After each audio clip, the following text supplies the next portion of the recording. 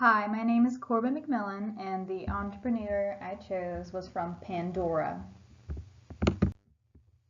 Why did they start their business? Tim Westergren is the co-founder of Pandora. When he was out of college for about 10 or 12 years, he tried making a living as a performer, doing jazz, piano, and playing in rock bands. He also spent 4 to 5 years writing music for films. And during all this time, he spent watching musicians around him try and find an audience and not having an easy way to do it. He also, as a film composer, had to figure out what type of music the director wanted for the film. So he would interview a film director and play songs for them, and then use the feedback he got from the directors to create a musical taste that the director would like for the movie. So he kind of interpreted it as a kind of Myers-Briggs, but for music.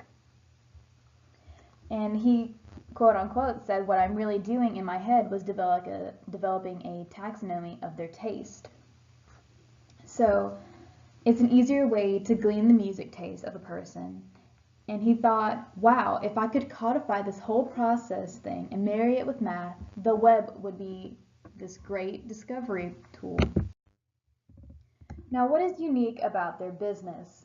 Now, Pandora came out before Spotify and iTunes Music in the early 2000s. So it was the first of its kind to have this option of choosing what type of music you wanted to listen to and be able to play whatever you wanted whenever you wanted. And in this generation of the early 2000s, that's what the people wanted. They wanted a demand for new music now. But also the artists that were coming up with these musics had no idea how to become well known or really what audience their type of music was reaching. So Pandora created an outlet for these upcoming and even established musicians to get even farther with their career and their music goals. Now, how has their business evolved over the years? So the company was created in 2000. It was established and formed, and thought processes started here. And initially, the company pursued a transitional strategy of technology licensing to third parties, which included the well-known AOL, Best Buy, Barnes & Nobles, and Tower Records. From there, in 2004, the company returned to its initial vision of producing customized radio stations, and it even changed the name to Pandora Media. The website began for them as only a paid service, but quickly changed to an advertising service to make it also available for free users, because they noticed that it wasn't going as far when you had to pay, so they wanted to go for a more advertising marketing style in order for the users to be able to use it at any point in time. In 2011, Pandora launched its IPO on the New York Stock Exchange. So they're finally getting out there and trying to get their stock out into the world. And then in March of 2013, the Pandora chairman and chief executive Joseph J. Kennedy announced that he would be leaving the company after 9 years. Also in April of 2013, Pandora announced that their radio streaming service had passed 200 million users, and about 70 million of those users were active monthly. Also, in 2013, Pandora removed a 40-hour per month limitation for free mobile listening. Now, I personally was listening to Pandora back in 2013, and when that restriction came on of you can only listen to 40 hours per month, I stopped using it altogether, and when they took it off, I was back on. So it was a great decision that they made. And also, the threat of iTunes became their biggest competition during this year. Then moving on in 2015, Pandora removed lyrics from song pages, but they returned them by July. Also in April 2015, the song samples were officially removed. At around the same time, a new feature was introduced to give the users the ability to receive notices about their favorite artists through the music player. They also redesigned the thumbs up and down feature to allow the listener to undo their actions of if they liked or disliked a song.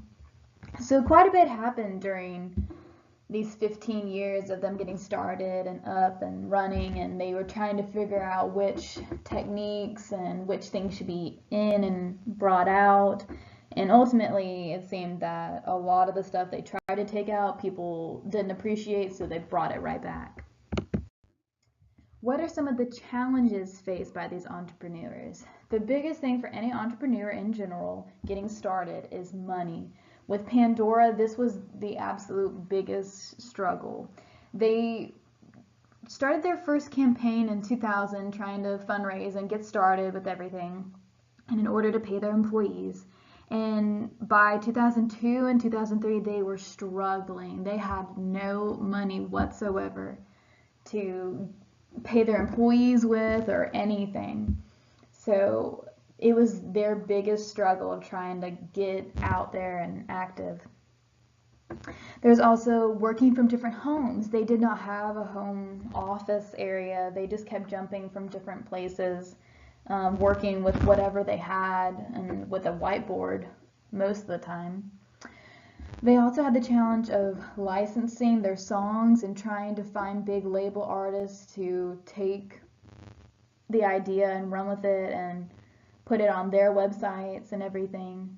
And then they also were challenged to find employees that would stick with them through the hardships, because a lot of people, they can't handle the stress or the overall just gravity of trying to create your own business from scratch. So they had to really find employees that would stick with them and saw the vision that they were trying to create through Pandora.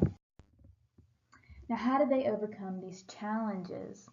So with money being a huge thing, they also, Tim himself had debts of enormous credit card debt, personal debt. He even borrowed money from anyone that he could ask from. And they struggled with this until 2003, and then they had their second round of financing and fundraising in 2004. Now, also during that time of their dead years of not having any money, they asked their employees several times for cutbacks, and then altogether for 2 years, some of their employees were not paid. Now, they did have a lot of part-timers working there, but there was a good handful of people that were full-time. So for 2 years, these people did not make any money. They just did it because of the vision, and they saw that this company would become something. And thankfully in 2004 they started back up, since they were running so low on money, and they finally got the financing and fundraising that they needed in 2004. They also decided to switch their focus to radio. So after they raised their money, they stopped for a minute and said, what are we kind of trying to accomplish with this? And they realized that the radio was becoming a healthy part of the music industry, and so they figured that this would be perfectly suited to making personalized playlists. So they peeled off a team of engineers and built what they called a one-click custom radio. So even though they had a bunch of challenges, they were able to overcome it every time. And what are some of the lessons learned from this entrepreneur? Valuable employees, I think, was the biggest thing after researching Pandora, was that they found the best employees that they could have. It's very rare that you would get someone to work for free for 2 years not making any money just because they see the vision that you yourself are trying to create, and they knew what this could become. And with them sticking with it, I mean, it's become a now billion-dollar business. So it paid off in the end, but you have to find some pretty strong employees that are willing to stick it out with you to make it. And then there's also a thing where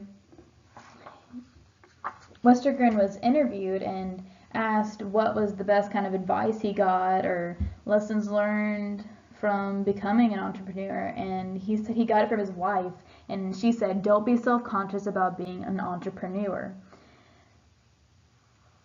It's hard, he says, for trying to go around and raise money and basically, asking people for their time and donations and stuff like that, you kind of feel like a creep and, a pester of a person. But it's what you have to do in order to get your business started. You just have to remember that, you signed up for, you're in the long haul for doing this.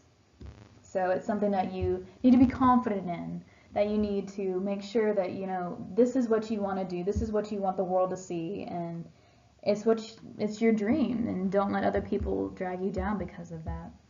And with that, time tells all. I think that's a huge lesson from an entrepreneur. You may be down in the dumps in the beginning with money and not really seeing where your vision is going to go. You might want to give up, but if you just stick with it and you have other people showing you that you're going to make it, basically, then the time will tell all.